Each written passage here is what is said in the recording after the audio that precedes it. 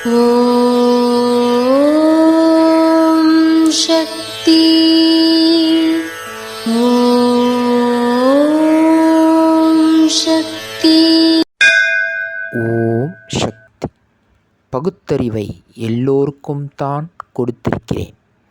எல்லோரும் அதனை பயன்படுத்திக் கொள்கிறார்கள் என்று கூற முடியாது.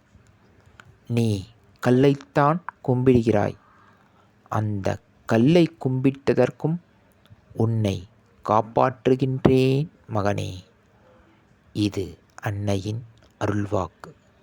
குருவடி சரணம், திருவடி சரணம். ஓம் சக்தி.